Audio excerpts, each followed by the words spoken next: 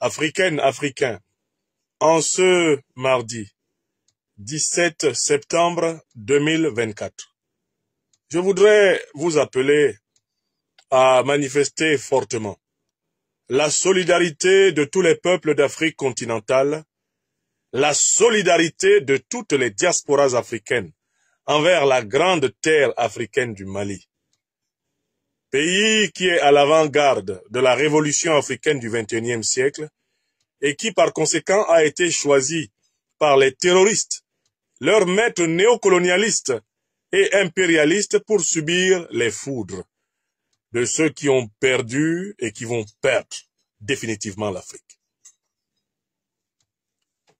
Ce lundi 17 septembre 2024, les informations qui nous viennent de notre terre africaine du Mali indiquent que les ennemis jurés de la souveraineté, de la dignité, de la liberté des Africains, très tôt ce matin dans la nuit, avec un couteau dans les dents, ont voulu frapper afin de laisser leur signature de terreur, d'horreur, de méchanceté et de diabolicité sur la terre africaine du Mali.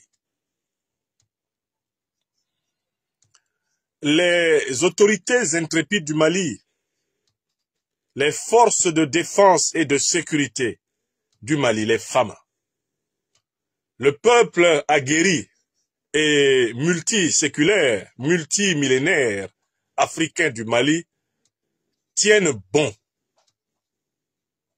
La déroute des ennemis de l'Afrique et du Mali est massive et totale. Leur double tentative d'attaque sur les emprises de l'aéroport Modibo Keïta Bamako Sénou et de ses succursales militaires, et dans le camp de gendarmerie de Faladje à Bamako, se sont conclus par des sévères déculottés, qui ce soir sont un acquis supplémentaire de la révolution africaine du Mali. C'est par grappes entières que l'ennemi est cueilli et puni.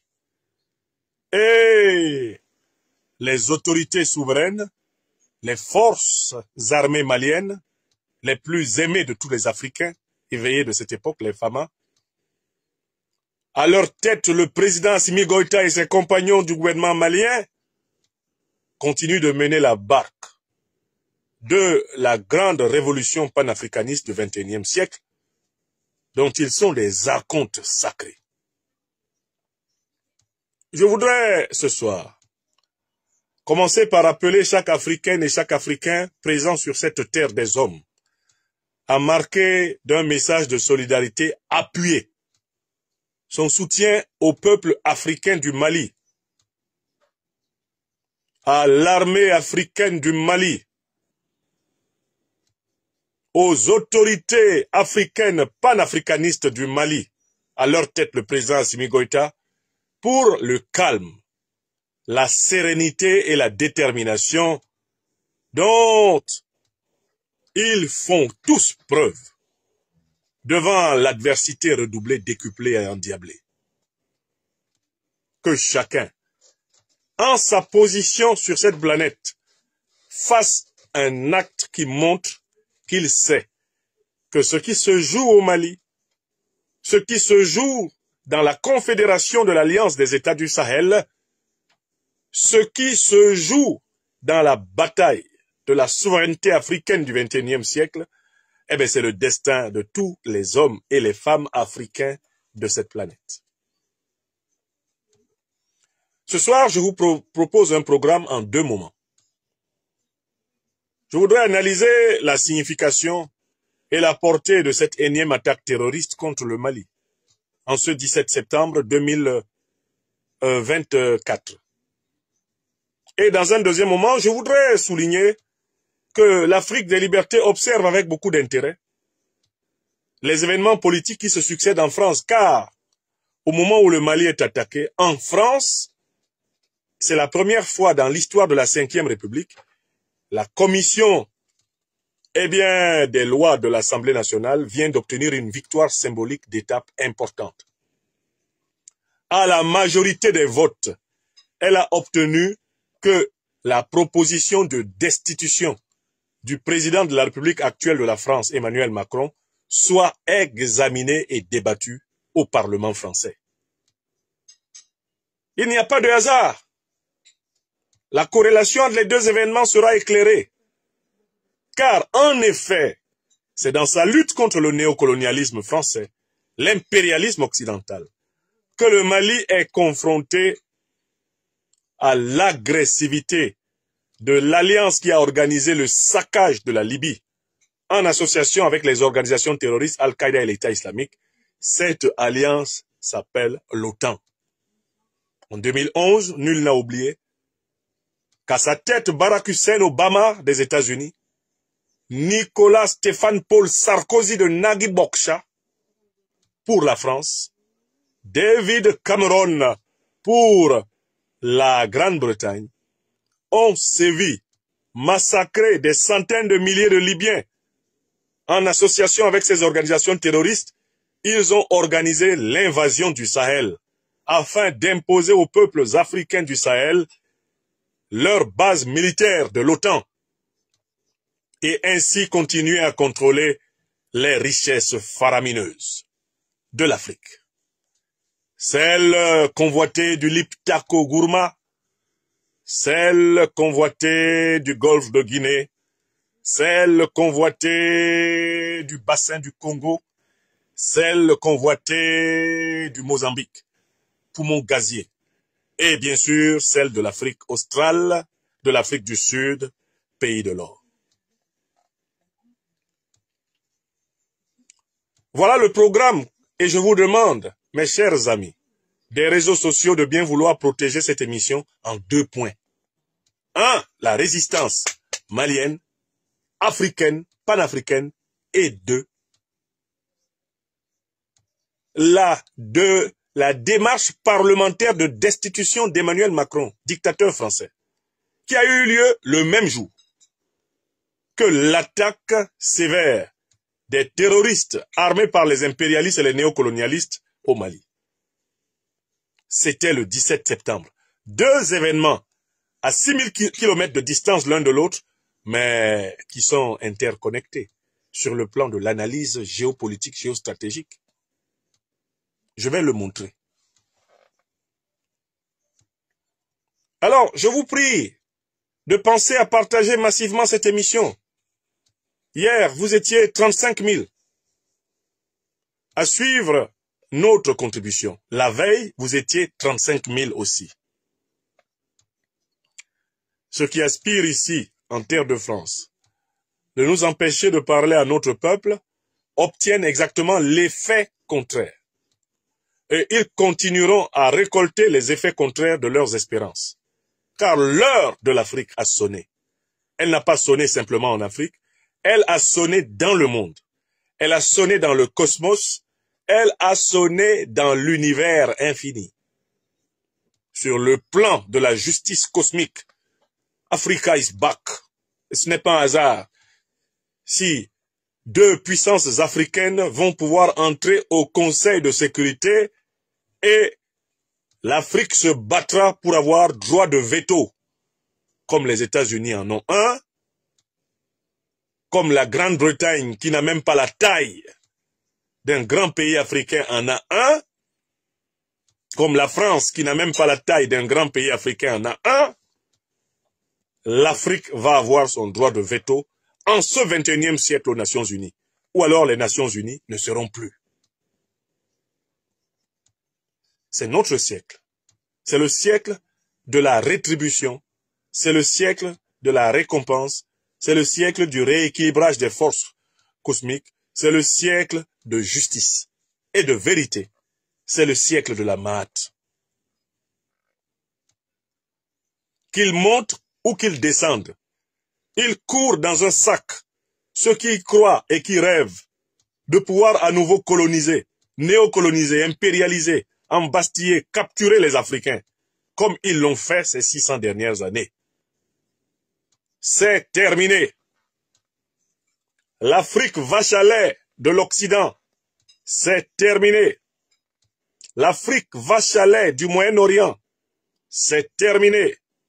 L'Afrique esclave des dictateurs africains corrompus, c'est terminé. Ils vont être progressivement gommés les uns après les autres par la houle imparable de l'histoire. Mes chers amis, sans plus tarder, commençons par le premier sujet. Tôt ce matin, nous informent les autorités maliennes et notamment le chef d'état-major de l'armée malienne, le général Diarra, les terroristes qui, aux côtés de l'OTAN, ont attaqué en 2011 la Libye, saccagé la Libye, pillé la Libye et assassiné Kadhafi en bonne entente avec l'OTAN, les mêmes terroristes qui attaquent et ensanglantent le Sahel depuis plus de 10 ans maintenant, ont à nouveau attaqué notre Mali bien-aimé. Le Mali dont je sors, où j'étais en vacances le mois passé. Ils ont attaqué la capitale du Mali et tenté de frapper les sites de l'aéroport Bamako-Sénou et de la gendarmerie de Faladi en tentant de créer des points de fixation qui, croyaient-ils, leur permettraient de progresser et ainsi de se rendre maître de la capitale malienne. La réaction professionnelle des forces armées maliennes a été impeccable. Et je voudrais ici faire écouter les propos du général Diarra, qui est bien mieux placé pour vous rendre compte de la situation que moi. Je les ai publiés à partir de sa déclaration sur l'ORTM, une radio-télévision qui est chère aux Africains et que nous écoutons désormais comme la prunelle de nos yeux. Le général Diarra a parlé. Et puis nous allons donner la parole pour savoir ce que le porte-parole des terroristes, lui, il a dit.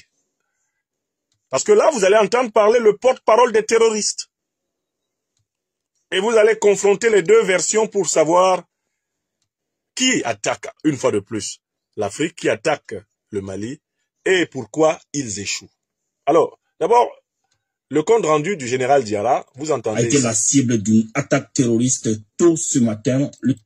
A été la cible d'une attaque terroriste tôt ce matin. Le chef d'état-major général des armées, le général de division Oumar Diarra, s'est rendu sur les lieux pour constater la situation et encourager les FAMA pour leur professionnalisme à mettre les assaillants en déroute. La situation est sous contrôle et le ratissage de la zone se poursuit. Au micro de Tamsir Diabaté, il nous livre ses premières impressions. Écoutez. Bon, ce matin, il y a eu une tentative d'infiltration un peu complexe au niveau de l'école de gendarmerie ici. Et depuis le premier coup de feu, voilà, on a déployé les forces et à l'heure où je vous parle, depuis les premières heures, la situation est sous contrôle. Ma présence ici même, voilà, dans cet état-là, on prouve comme quoi vraiment la situation est sous contrôle. Donc, je voudrais en un premier lieu vraiment rassurer les populations maliennes de varier librement à leur affaire. La situation a été prise en compte par les forces armées maliennes. Les terroristes qui étaient infiltrés ont été neutralisés. Les ratissages continuent. Et les complices aussi, nous sommes en train de travailler vraiment pour récupérer des complices, pour vraiment contrôler la situation. C'est notre travail. Nous sommes des professionnels. Je voudrais aussi demander à la population de fournir des informations. Je pense que l'appui a été vraiment très substantiel, permis de récupérer les suspects qui étaient passés par là. Et donc, les insertions sont en cours. On vient de voir voilà, tous les terroristes qui ont été neutralisés ici. Le point est en train d'être fait. Les évaluations vont être faites. Voilà. C'est demandé aux populations maliennes. Cette situation-là, elle est faite exprès. Que nous sommes tous des Maliens, que les gens ne travaillent pas, nous mettons dos à dos. Tu nous dis, il faut éviter les amalgames. Si une situation se parle comme ça, la première responsabilité sont les forces armées maliennes. Personne qui est interpellée, prenons ces personnes, nous la mettons à la gendarmerie pour les enquêtes. Je veux quand même demander aux uns aux autres vraiment d'éviter les amalgames. Parce que l'objectif de ces terroristes-là, c'est de nous mettre dos à dos et dire que voilà, essayer de stigmatiser les gens par-ci par-là. Nous ne voulons pas dans ça. Et la menace a été circonscrite. Elle a été circonscrite au niveau de l'école de gendarmerie ici. Les ratissages continuent. Les recherches continuent tout autour. Et puis dans d'autres points. Nous allons continuer. Nous sommes des forces professionnelles. Nous savons comment faire ce travail-là. Il y a beaucoup de renseignements qui ont été déjà recueillis et ça va nous permettre de faire des enquêtes très très approfondies et puis à renforcer et puis mettre la main vraiment sur des personnes très suspectes. Le combat continue. Le combat continue. Merci. Merci, mon général. Alors, voilà donc la version du chef d'état-major de l'armée malienne qui a été diffusée sur l'ORTM. Et je vous l'ai fait écouter. Alors, dans cette version, il y a 3 choses qu'il faut retenir. Les autorités maliennes nous informent que l'infiltration terroriste a été correctement traitée, que l'essentiel de la horde offensive a été neutralisé. Ça, c'est le devoir des forces de défense et de sécurité de n'importe quel pays normal. Saluons une fois de plus ici les forces armées du Mali pour la qualité du travail abattu. Il y a une deuxième information qui est importante. Le chef d'état-major de l'armée du Mali, des FAMA, demande aux populations de ne pas tomber dans l'un des pièges qui a souvent été tendu par les colons aux Africains ces derniers siècles pour diviser les Africains et régner sur eux. C'est de tenter en fait de présenter les conflits comme étant des règlements de compte entre les ethnies. Le général Diarra, in fine, veut dire il ne faut pas tomber dans le piège de penser que, eh bien, il y aurait dans cette attaque l'indice d'un problème entre les ethnies sœurs, métissées, mêlées, mélangées, qui constituent notre peuple au Mali. Donc, personne ne se lève dans notre terre africaine du Mali pour indexer a priori son frère, parce qu'il est de telle ou telle ethnie, comme étant probablement lié aux terroristes. C'est l'avertissement que lance le chef d'état-major à la population pour que celle-ci, sous l'effet de la colère, ne tombe pas dans les confusions et ne commettent pas des erreurs qui vont exacerber la division, ce qui est l'objectif des néocolonialistes, des impérialistes qui financent et qui arment les terroristes en Afrique. J'ai déjà donné plusieurs conférences à l'adresse des Africaines et des Africains pour leur expliquer les pièges que les néocolonialistes et les impérialistes, à travers le terrorisme, nous tendent. Je voudrais les rappeler à l'occasion de ce que le général Diarra a dit. Premier piège, ils veulent amener les Africains à s'entretuer sur des bases religieuses. Ils chercheront toujours à jeter le musulman africain contre le chrétien africain, le chrétien africain contre le musulman africain. Ils chercheront toujours à jeter le chrétien et le musulman africain contre le kamite, le traditionnaliste africain. Ils chercheront à jeter le traditionnaliste africain contre le musulman, contre le chrétien. Je vous l'ai dit, je l'ai enseigné. L'Afrique doit être prévenue et elle doit être vigilante contre la manipulation de la religion pour occasionner des divisions. Deuxième méthode que l'impérialisme, le colonialisme, le néocolonialisme et le terrorisme qui est à leur service ont toujours utilisé, c'est l'opposition ethnique. Ils vont tout faire pour donner l'impression que la lutte contre le terrorisme qui est menée par l'État souverain du Mali, par les États souverains africains, est une lutte contre certaines ethnies. Ils vont essayer de mettre dans le crâne de nos populations que la lutte contre le terrorisme, c'est la lutte contre les Touaregs, c'est la lutte contre les Peuls, c'est la lutte contre tel groupe ethnique. Il ne faut jamais tomber dans ce deuxième piège. Car en fait, c'est ainsi qu'ils ont amené les Africains à des génocides interafricains comme celui des Tutsis, au Rwanda, qui a été le fait des Hutus extrémistes, n'est-ce pas, contre leurs propres frères, et même contre des Hutus modérés. Donc, la deuxième arme qu'ils essayent systématiquement d'utiliser contre l'Afrique, c'est l'exploitation de la division ethnique. Ils vont essayer de faire passer la lutte antiterroriste comme étant la traque d'une ethnie. Voilà pourquoi il ne faut pas traquer une ethnie. Il ne faut même pas que ce soit le réflexe de penser qu'a priori, quand mon frère est de telle ou telle ethnie, ça veut dire que c'est un ennemi. Au contraire, il faut se baser strictement sur les faits, les actes que les individus posent. Et il faut les punir pour ces faits et pour ces actes, les combattre quand ces faits et ces actes sont des délits, quand ces faits et ces actes sont des crimes. Si tu es terroriste et que tu t'attaques à notre peuple au Mali, les autorités du Mali vont te neutraliser ou t'arrêter, non pas parce que tu es Dogon, tu es Bambara, tu es Peul, tu es ceci ou tu es cela. Tu seras arrêté ou neutralisé parce que tu es terroriste. Écris ça. Il ne faut pas les laisser tribaliser et ethniciser la lutte antiterroriste, la lutte anticolonialiste, la lutte anti-impérialiste, la lutte pour la souveraineté du peuple africain. Ce n'est pas la lutte contre une de nos ethnies.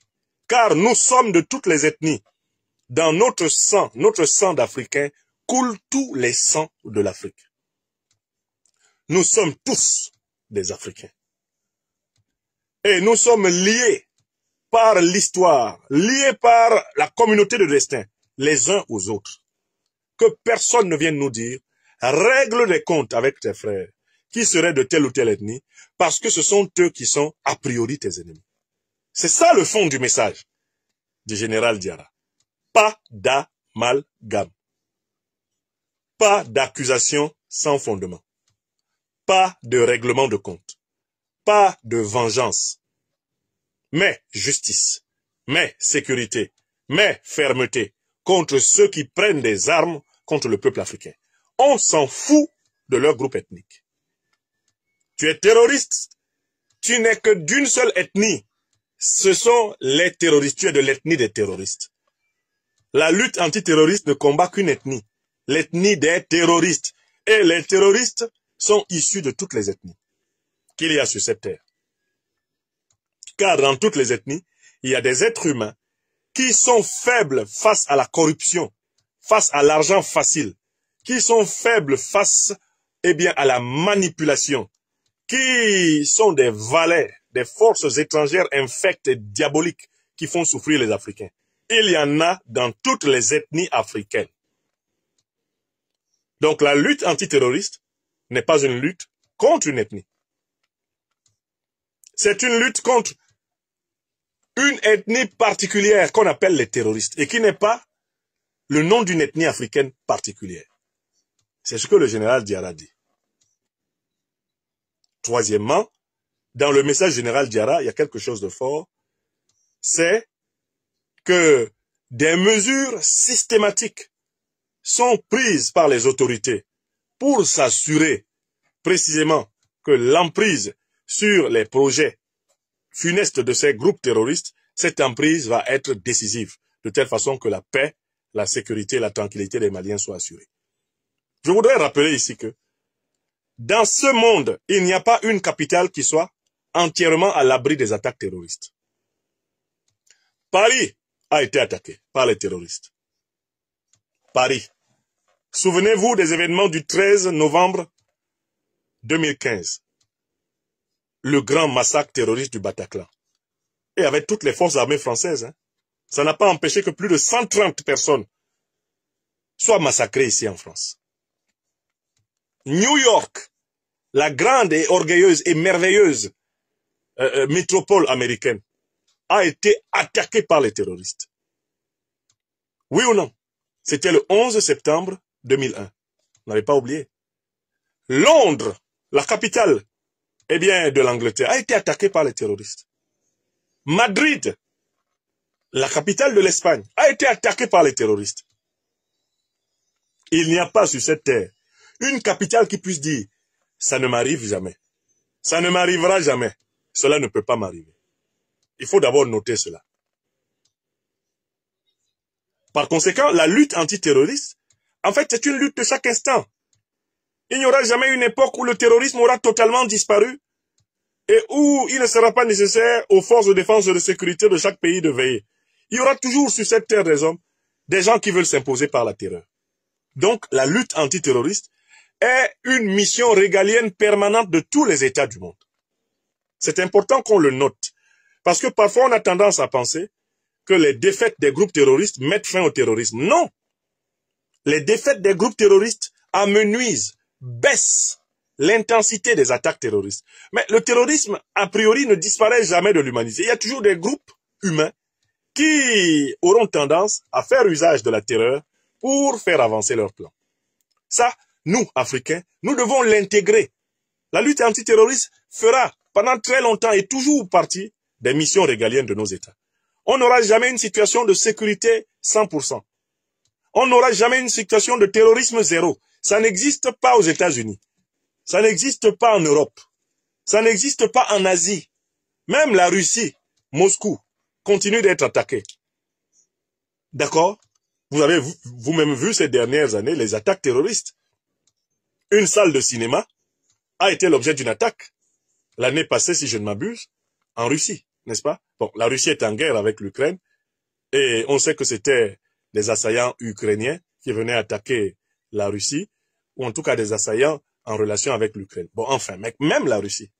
Il n'y a pas une part... La Chine a connu des attaques terroristes. Donc il faut que nous, Africains, nous intégrions cela dans notre culture politique, dans notre culture citoyenne, qu'il va falloir avoir un état de conscience de veille, un état de vigilance permanente contre les groupes terroristes. Il ne faut pas s'endormir sur nos lauriers. Le terrorisme est là. Et il continuera d'être instrumentalisé par les puissances qui ne veulent pas que les Africains jouissent de leurs richesses. Mais j'ai un deuxième élément à vous faire écouter. Je ne vous montrerai pas le visage de cet individu, particulièrement nuisible pour l'Afrique. Il s'appelle Wassim Nasr ou Nassim Wasr. C'est lui le communicant principal des organisations terroristes. Lui aussi, il est intervenu sur l'attaque terroriste de ce 17 septembre au Mali. Je voudrais que vous écoutiez ses propos et qu'on analyse ensemble. J'ai reproduit un extrait de ses propos, que d'ailleurs, mon frère, eh bien, le lanceur d'alerte burkinabé Ibrahima Maïga a utilement publié sur sa page, ce qui m'a permis très facilement de reproduire l'extrait. Je salue mon frère Ibrahima Maïga. Hein? Eh bien, activiste, militant, éveilleur de conscience, vigie du Burkina Faso et de l'Afrique. Ibrahima Maïga continue ce travail. Alors, je voudrais vous faire entendre ce qu'a dit Wassim Nasr. Les djihadistes ont dit que plusieurs aéronefs ont été brûlés. On n'a pas la preuve en image. Donc ça m'a été dit avant le communiqué et après le communiqué. Ça m'a été dit avant le communiqué et après le communiqué. Mais on n'a pas, ça m'a été dit avant le communiqué et après le communiqué. Mais on n'a pas encore d'image qui prouve qu'il y a des aéronefs qui ont été brûlés. Donc voilà la situation à l'heure où on parle. Voilà. Donc ce monsieur-là qui s'appelle... Les djihadistes ont dit que plusieurs aéronefs ont été brûlés. Ouais. On n'a pas la preuve en image. Donc, Répétez vos propos. Il parle sur France 24. Et après le communiqué, les djihadistes ont dit que plusieurs aéronefs ont été brûlés. On n'a pas la preuve en image. Donc ça m'a été dit avant le communiqué et après le communiqué. Ça m'a été dit avant le communiqué et après le communiqué. Mais on n'a pas, ça m'a été dit avant le communiqué et après le communiqué. Mais on n'a pas encore d'image qui prouve qu'il y a des aéronefs qui ont été brûlés. Donc voilà la situation à l'heure où on parle. Donc, les djihadistes ont dit que plusieurs aéronefs ont été... Wassim Nasr, dans l'extrait que je vous fais écouter, Wassim Nasr nous dit qu'il était en contact avec les assaillants avant leur attaque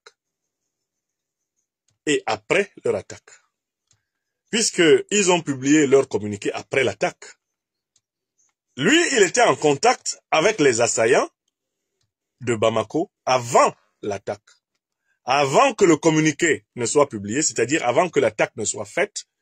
Wassim Nasr, le journaliste de France 24, dont je vous ai parlé dans la conférence d'hier, en vous disant qu'il fait partie d'un trio infernal et nuisible à l'Afrique, avec le hibou de Dakar, Serge Daniel, et l'autre, le journaliste Attire Larigot, Marouane Ben Yamed, le sniffer de Paris.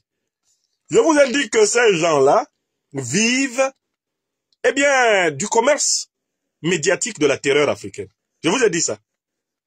Hier, je vous ai donné une conférence dans laquelle je vous ai parlé de... C'était le dernier sujet de la conférence d'hier. Vous vous en souvenez ou pas? Mais vous êtes mes témoins, hein? C'est vous qui êtes les co-distributeurs des pains spirituels de la liberté. Vous êtes les membres du Festival des vérités crues. Est-ce que moi, je ne vous ai pas dit que ces trois individus sont très clairement au cœur du système de diffusion et de propagande des actions terroristes. Je vous ai dit ça hier, et je vous ai dit de faire très attention à ce qu'ils disent. Non pas simplement attention parce que ce qu'ils disent est dangereux, mais il faut les analyser et empêcher qu'ils traumatisent inutilement nos populations. Je comprends que les autorités aient veillé à leur retirer l'audience qu'ils avaient en Afrique. Mais ce qui est intéressant, c'est qu'il faut quand même continuer à noter ce qu'ils disent. Parce que dans ce qu'ils disent, il y a des indices intéressants. Nassim Ouassr, qui est supposé être un journaliste donc de France 24, est au courant des projets des groupes terroristes avant que ces projets soient mis en place. Il est au courant pendant qu'ils sont mis en place et il est au courant après. Il est chargé du suivi de la programmation, de la réalisation et de l'exploitation des événements terroristes. C'est ça sa vraie fonction. Pour moi, ce n'est pas un journaliste, c'est le chef de la propagande terroriste contre les peuples africains. C'est un chef de propagande. Écoutez à nouveau, parce que vous pouvez avoir été distrait pendant qu'il parle. Ouassr, donc vous étiez au courant avant, oui. On dit que plusieurs aéronefs ont été brûlés. On n'a pas la preuve en image. Donc ça m'a été dit avant le communiqué et après le communiqué. Ça m'a été dit avant le communiqué et après le communiqué. Donc lui, il est au courant. Il est en contact avec ceux qui attaquent le Mali avant leur communiqué et après leur communiqué. C'est-à-dire qu'il fait partie du QG qui réfléchit aux attaques terroristes. Et il écrit d'ailleurs cela dans son post publié sur Twitter. Qu'est-ce qu'il a dit là? Mais alors, ça m'a été dit avant le communiqué et après le communiqué, mais on n'a pas encore d'image qui prouve. Il dit, selon source propre, Wassim Nasr écrit ceci. Mali, selon source propre, l'attaque a été préparée de longue date. Elle est toujours en cours. La capitale est dans le viseur. Ce n'est peut-être qu'un début. Selon les contacts avec les assaillants, plusieurs morts à l'école et des aéronefs ont été incendiés à l'aéroport. Ça, c'est ce que dit Wassim Nasr. Vous entendez? Un journaliste de France 24 qui est en relation intime avec les groupes terroristes, qui sait longtemps avant qu'ils attaquent, qu'ils vont attaquer, qui suit l'évolution de leur attaque et qui s'occupe de propager les échos de leur attaque. Le comportement de Wassim Nasr ne vient-il pas vous confirmer que c'est une attaque profitable au néocolonialisme? Le comportement de Wassim Nasr ne vient-il pas vous confirmer que l'attaque qu'a subie aujourd'hui encore le Mali est une attaque qui est de la même nature que celle que la Libye a subie en 2011? Lorsque Nicolas Sarkozy, pour le compte de la France, Obama, pour le compte des États-Unis, Cameron, pour le compte de la Grande-Bretagne, associés dans l'OTAN, ont bombardé pendant 6 mois la Libye, ont armé Al-Qaïda et l'État islamique pour envahir le Sahel, qui peut encore douter que l'attaque qui a eu lieu à Bamako fait partie du même style d'attaque que celle que nous avons vue à Tinzaouaten à la fin du mois de juillet 2024, où étaient clairement associés Al-Qaïda, l'État islamique, l'armée ukrainienne, c'est-à-dire l'OTAN,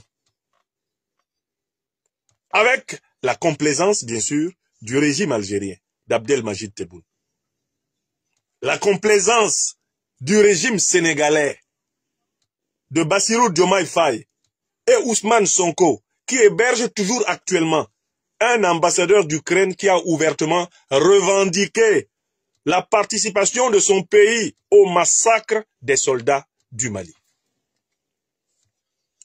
Qui d'entre vous continue à douter que c'est la même déstabilisation continentale que l'Afrique connaît par le fait de l'OTAN depuis 2011 et que c'est elle qui se poursuit maintenant de manière ouverte? Hier, j'ai donné une conférence sur l'unification des forces impérialistes. Et je vous ai bien expliqué que désormais, il n'est même plus possible de cacher le jeu de ceux qui attaquent l'Afrique. Ils se sont affichés à Tinzaouaten. À travers les propos de Wassim Nasr, ils s'affichent à Bamako. Ils se sont affichés dans leur attaque sauvage et barbare contre la Libye, avec des motifs fallacieux, la démocratie, les droits de l'homme, qui finalement ne se sont pas avérés, puisque les emails de Mme Hillary Clinton ont permis de savoir qu'ils avaient attaqué la Libye pour empêcher Kadhafi de créer la monnaie continentale africaine qui aurait mis fin à la suprématie du dollar, de l'euro et du franc CFA sur les économies africaines. Voyez-vous comment les choses sont claires maintenant pour les Africains? et qu'il faut une lâcheté extraordinaire pour ne pas reconnaître que c'est une déstabilisation pensée par l'alliance militaro-politique occidentale que le continent africain subit. Que tu sois africain, que tu sois européen, que tu sois américain, que tu sois asiatique, que tu sois latino-américain, avec la masse d'informations maintenant qui sont à la disposition des millions de citoyens, des dizaines de millions et même des centaines de millions de citoyens du monde, c'est la même déstabilisation. Partie du saccage de la Libye, du vacillement des États sahéliens. C'est cette déstabilisation qui se poursuit sous nos yeux. Et le comportement de Wassim Nasr vient nous rappeler étrangement celui de l'ambassadeur ukrainien au Sénégal. Wassim Nasr, en réalité, accompagne et aide les terroristes qui ont attaqué le Mali à faire écho de leurs crimes. Mais il y a mieux. Wassim Nasr et Serge Daniel et Marwan Ben Yamed notamment passent encore leur temps à appeler ceux qui attaquent l'Afrique des djihadistes. Ils sont les seuls à les appeler djihadistes. Les Africaines et les Africains avertis savent que l'Afrique n'est pas attaquée par des djihadistes. L'Afrique n'est pas attaquée par des djihadistes. C'est pas une guerre sainte qui est menée contre l'Afrique. Ce n'est pas une guerre religieuse. Les terroristes là sont des mercenaires qui ont été, dès la Libye, armés par l'OTAN pour déstabiliser l'Afrique. Ce sont des mercenaires impérialistes et néocolonialistes qui attaquent l'Afrique. Le concept de djihadiste ne passe plus. Les Africains ne croient plus qu'on vienne tuer des musulmans pour les forcer à être musulmans. Ce n'est pas possible. C'est du terrorisme à finalité néocolonialiste, à finalité impérialiste.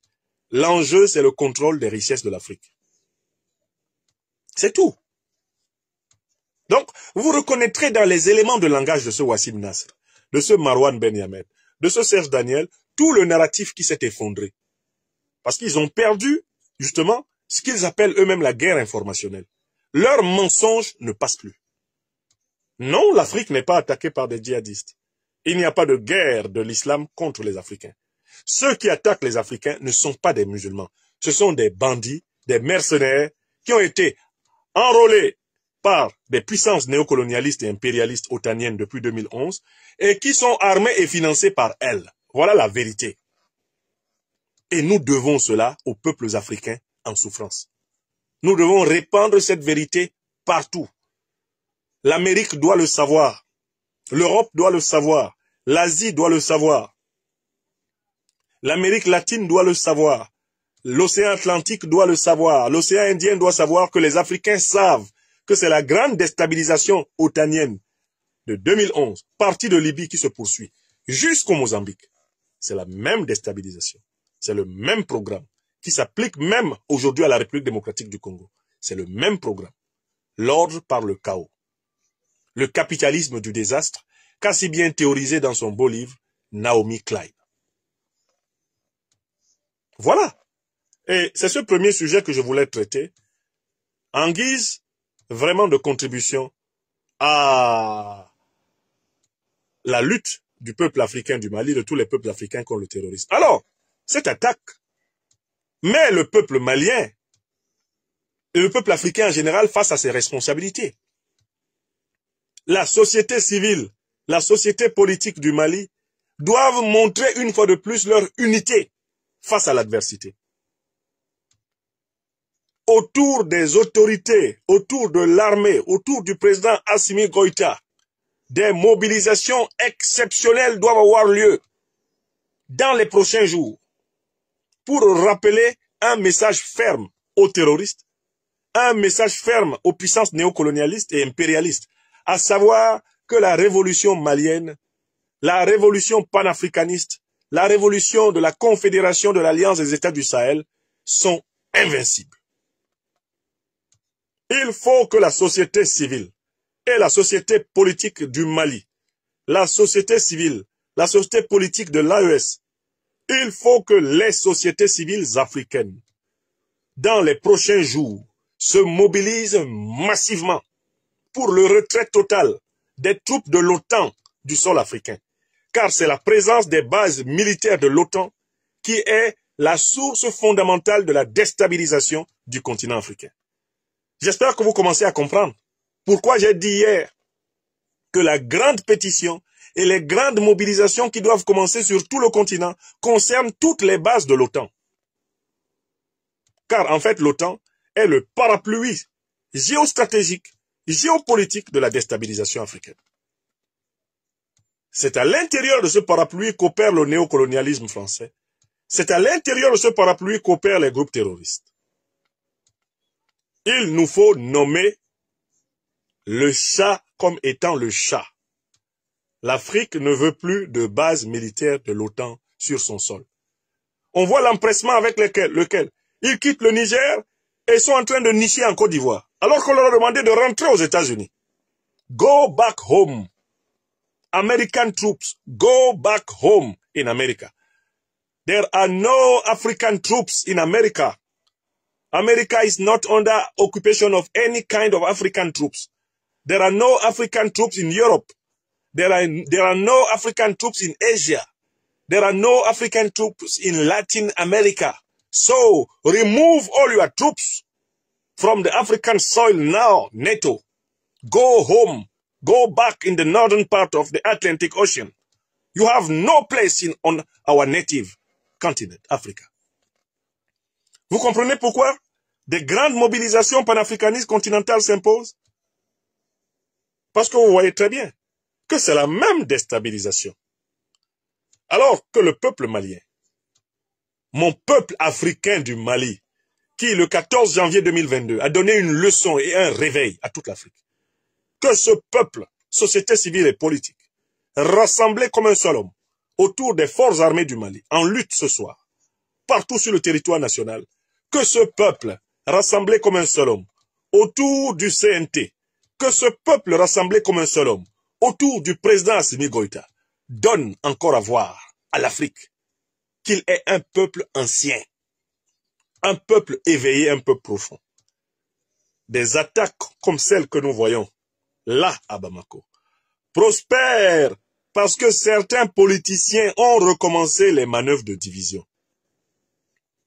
Alors que le pays est confronté à une grande déstabilisation continentale qui le vise parce qu'il est un foyer d'éveil, certains en sont à leur petit calcul pour leur carrière politique personnelle. C'est dans cette baisse de vigilance que le pays est attaquable. Maliennes, Maliens, Africaines, Africains, dès lors que nous avons des autorités qui servent l'intérêt commun, privilégions la paix, la sécurité, le progrès de tous aux carrières personnelles que certains envisagent comme étant des droits narcissiques que nos pays, nos peuples leur devraient. Le pays ne doit à personne un poste. Le pays ne doit à personne un poste. Et quand ceux qui sont en poste font le travail du pays, on doit avoir l'humilité et la grandeur de les accompagner, sans fioriture, sans hésitation. Quand de véritables serviteurs du pays sont en poste, il faut les soutenir. C'est un devoir moral, c'est un devoir spirituel, c'est un devoir impératif. Au sens qu'ancien, c'est un impératif catégorique. Lorsque ceux qui dirigent le pays le dirigent pour notre bien commun, c'est notre plus strict devoir de les soutenir et d'agir à leur côté comme un seul homme. Je faisais remarquer au Burkina Faso, ceux qui veulent à tout prix renverser le président Ibrahim Traoré, quel projet alternatif ont-ils pour le Burkina Faso qui soit meilleur que celui que le président Traoré, Sankara II, est en train de mettre en œuvre? Zéro projet. On a écouté des bandes audio des derniers putschistes néocolonisés, les putschistes de style damibien au Burkina. N'avez-vous pas été frappé par l'absence de vision, l'absence de projet politique? Leur seul objectif, c'est ôte-toi de là que je m'y mette. Quand vous regardez ce qui se passe au Niger, où le président Tchani réduit de 50% le coût des soins médicaux dans les hôpitaux publics, mais quelle autre politique meilleure que la sienne peut être menée pour qu'on pense que un soi-disant mouvement de rébellion soutenu par la France-Afrique est mieux placé pour le remplacer? Quelle autre politique est meilleure que celle de la souveraineté, celle du bien du peuple au Niger? Donc, il ne suffit pas simplement de vouloir être président. Encore faut-il vouloir l'être pour faire mieux. Or, quand celui qui est là fait mieux, mais il faut l'accompagner, il faut le soutenir, par humilité, par reconnaissance et par gratitude. Puisqu'il fait le travail que tu ne peux pas faire mieux que lui. Cette attaque n'a pas lieu par hasard. Elle a lieu au moment où le président Assimi Goïta préside la Confédération de l'Alliance des États du Sahel. On tente à tout prix d'entacher son mandat à la tête de la Confédération pour fragiliser toute l'espérance révolutionnaire panafricaniste africaine. C'est une attaque contre toute l'Afrique. Et tout Africain honnêtement éveillé, tout Africain sérieux, sait qu'il faut soutenir le Mali, le Burkina Faso et le Niger comme la prunelle de nos yeux, car c'est le fer de lance de la lutte de redressement de notre continent. Et c'est le fer de lance de la respectabilité des Africains dans le monde. On nous respecte de mieux en mieux dans le monde quand on pense à ce qu'ont fait ces dernières années nos peuples, nos armées, nos dirigeants au Mali, au Burkina et au Niger. On nous prend au sérieux là. Je tiens à vous prévenir qu'on prend les Africains au sérieux. Il y a des gens ici qui me prenaient, comme on dit à Abidjan, ça ne fait rien. Mais depuis que des choses que j'ai dites se sont réalisées au Sahel, ils nous prennent au sérieux. Et c'est ce qui nous vaut, entre autres, les persécutions que le dictateur Macron croit pouvoir nous infliger. Mais parce que avant, quand nous parlions, on ne nous écoutait pas. Quand nous parlions, les choses dont nous parlions, les gens ne faisaient pas attention au fait que ces choses se réalisaient. Maintenant que vous nous faites l'honneur et la reconnaissance de nous écouter et de participer avec nous à la réalisation de l'histoire africaine, sachez qu'ensemble, nous, Africains de la planète tout entière, nous sommes en train de nous faire respecter. Hein? On se fait respecter actuellement des... Ah oui, hein? On ne joue pas avec les Africains actuellement. Hein? Surtout avec les œuvres qui sont accomplies par nos peuples, nos dirigeants, nos armées au Sahel, on nous prend très au sérieux. Donc prenons-nous au sérieux. Ne laissons pas prospérer des querelles intestines, de la méfiance intestine inutile, du fait de personnes qui sont pressées de réaliser des carrières politiques personnelles alors que le pays a un problème séculaire. Le pays a un problème séculaire. Le continent africain a un problème séculaire. Ne doivent monter en leadership que ceux qui ont mieux à faire que ceux qui sont là. Donc, ce sont les satrapes de la France-Afrique qui doivent tomber. Ils doivent tomber, c'est prioritaire. Avant les dirigeants des transitions révolutionnaires, l'Afrique doit être débarrassée des despotes nègres. Ce sont eux qui doivent tomber. Ce ne sont pas les leaders révolutionnaires panafricanistes qui sont au service de leur peuple, qui n'ont pas volé l'argent public africain pour venir le cacher dans des paradis fiscaux en Suisse, les paradis fiscaux au Luxembourg, les paradis fiscaux au Moyen-Orient, les paradis fiscaux dans les îles Caïmans et consorts. Ces dirigeants qui ont tout ce qui est à eux, chez eux à Bamako, chez eux à Niamey, chez eux à Ouagadougou, ceux-là sont la prunelle de nos yeux. Nous nous mordrions les doigts de laisser l'ennemi les atteindre, car ce sera nous-mêmes qui ainsi nous infligerions un retard dans la grande bataille de l'émancipation continentale. Donc, attention, attention, attention. Il n'y a pas de sécurité 100%. Il n'y aura jamais de disparition totale du terrorisme sur cette planète. Le terrorisme a toujours été employé par des puissances pour faire avancer leurs intérêts. Ce sera toujours le cas. Il faudra être alerte et lutter. Attention à l'instrumentalisation du tribalisme pour nous amener à nous entretuer et ainsi nous affaiblir et mieux nous attaquer dans la foulée. Attention à l'instrumentalisation des religions, l'instrumentalisation du régionalisme. Attention au carriérisme politique, aux gens assoiffés de postes, aux gens qui sont prêts à tout pour devenir président, même si le pays brûle, pour qu'on dise qu'eux, ils ont été présidents. Attention, on ne doit vouloir devenir président que si ce qu'on a à faire est meilleur que ce que font ceux qui sont là. quand tu regardes objectivement les efforts que le président Goïta a fournis à la tête du Mali, toi, tu vas faire quoi de mieux en un temps aussi record? Quand tu regardes les efforts que le président Traoré a fait réaliser à l'État burkinabé, toi, qu'est-ce que tu vas faire d'extraordinaire qui dépasse ça dans ces conditions?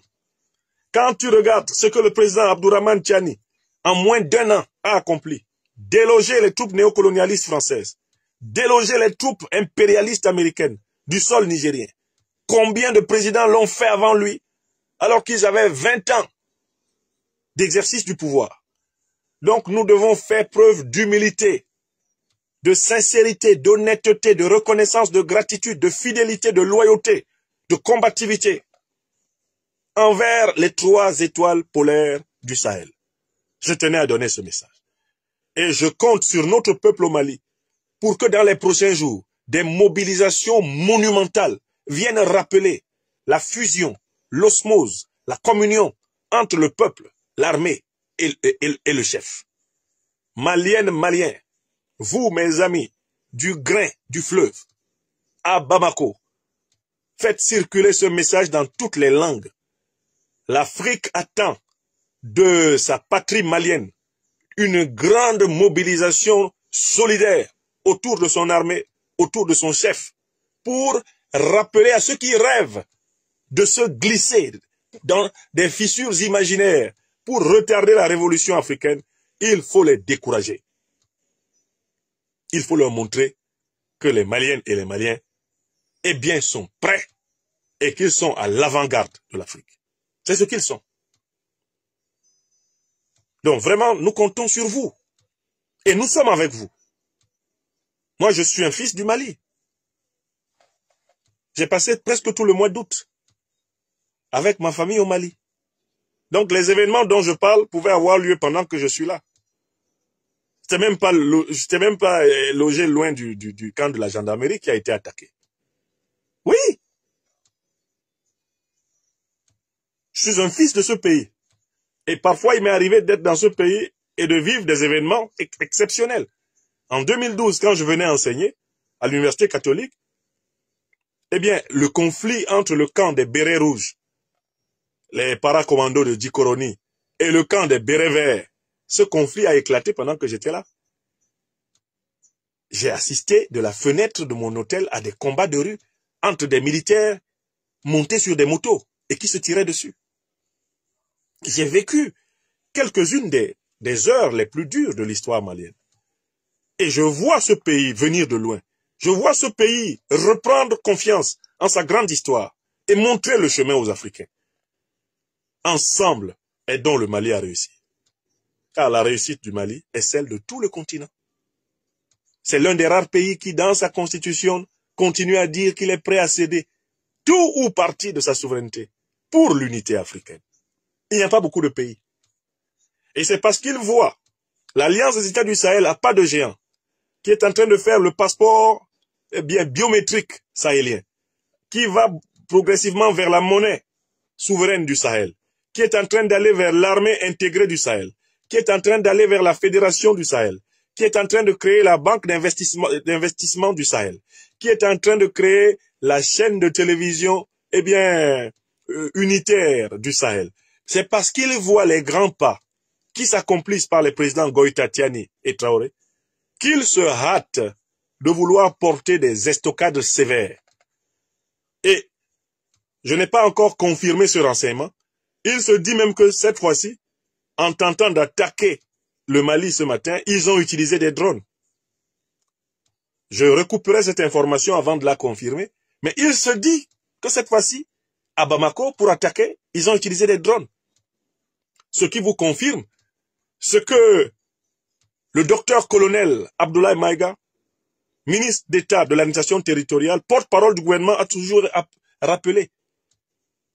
Ce que le ministre des Affaires étrangères, Abdoulaye Diop, a toujours rappelé. Les terroristes que vous voyez là ont des sponsors étatiques. Les sponsors étatiques. Il faut qu'ils aient des sponsors étatiques pour qu'ils puissent attaquer avec les drones. Car les drones sont pilotés, entre autres, par des satellites.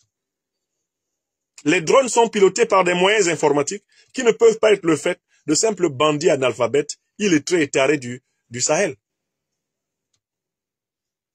Donc, si on a une confirmation que l'attaque de Bamako a été faite, y compris par des drones, ça vient de toutes les façons compléter les analyses que je vous avais faites. De toutes les façons, on aura affaire à des attaques de drones. Parce qu'au sol, ils sont faibles. Voilà pourquoi ils ont été copieusement matés ce matin à Bamako. Mais ils avaient été matés de la même façon en juillet 2022. Je suis parti de Bamako le 21 juillet 2022, le 22 juillet 2022, et dans la même nuit matinale, ils attaquaient. Ils attaquaient la résidence du président Assimi Goïta à Kati. Il est à peu près certain que la plupart de ceux qui ont mené cette opération y ont laissé leur vie. Donc, les terroristes et leurs sponsors étatiques sont obligés d'utiliser des drones dans les prochaines batailles, parce qu'ils ne sont pas capables d'affronter l'infanterie malienne. Le corps à corps leur est toujours fatal. Il faut donc vous attendre à ce qu'il y ait une sophistication des attaques. J'ai cru entendre dans le compte rendu du général Oumar Diarra que l'attaque était complexe. Qu'est-ce qu'il y a dans le mot complexe? Mais il y a l'idée qu'ils ont utilisé des moyens qu'ils n'utilisent pas souvent. Et peut-être donc des drones. Ça, je le dis sous réserve, je ne peux pas encore le confirmer, qu'ils ont utilisé des drones. Mais j'entends le général Diarra utiliser l'expression « nous avons été victimes d'une attaque complexe ». Si elle est complexe, c'est-à-dire qu'ils ont utilisé des vecteurs aériens. Parce que la complexité au sol des terroristes, c'est rien du tout. L'armée malienne aujourd'hui, elle est tellement aguerrie qu'au sol, les terroristes, elle les nettoie. Elle en fait une bouchée au sol. Ils ne viennent au sol que s'ils ont des chances d'appui aérien. C'est-à-dire que s'ils peuvent faire des premiers bombardements pour disperser le dispositif malien au sol. C'est dans ces conditions qu'ils peuvent mener une attaque avec quelques chances de surprise. Donc il faut faire l'hypothèse que dans l'attaque qu'ils ont menée ce matin, ils ont été fortement assistés sur le plan technologique par leurs sponsors. Les mêmes avec lesquels ils ont attaqué la Libye. Ils l'ont bombardé pendant 6 mois avant d'assassiner Kadhafi. Les mêmes, parce que c'est la même opération qui se poursuit. C'est une dynamique nord-sud. Ils sont partis de la Libye et ils ont l'ambition d'arriver sur le golfe de Guinée. Ils veulent contrôler les richesses de l'Iptako-Gourma, contrôler les richesses du golfe de Guinée, contrôler les richesses du bassin du Congo, contrôler les richesses de la zone du Zambèze et ensuite mettre le grappin sur les réserves minières sud-africaines. Et puis le tour est joué. À ce moment-là, les Africains n'auront plus qu'à être essentiellement des exilés, si ce n'est à travers l'Afrique, du moins en dehors. Et ils auront atteint le fameux rêve de Foster, selon lequel l'Afrique serait un paradis pour les racistes occidentaux, lorsqu'elle serait débarrassée de tous les Africains. Ce sont les mots de Foster. Foster l'a dit, l'Afrique, a-t-il prétendu, sera le paradis de l'homme blanc lorsqu'elle aura été débarrassée des Africains. Cette opération de l'OTAN n'est rien d'autre qu'une façon de chasser les Africains d'Afrique. C'est une manière de déloger les Africains. Regardez les peuples qui ont été déplacés dans tout le Sahel. On déloge les Africains d'Afrique dans le but d'exploiter les richesses qu'ils ont dans leur sous-sol, dans leur terroir. On envoie les terroristes pour les faire fuir et ensuite les multinationales vont venir racler les richesses. Les Africains le savent maintenant et il ne sert à rien de flinguer pour ainsi dire. Les messagers, nous sommes maintenant des centaines de milliers de messagers, des millions qui savons cela. Vous ne pouvez pas effacer la vérité. Elle est déjà dite. Elle est sûre. Alors, au même... Retrouvez KDV Africa sur YouTube, Facebook, TikTok.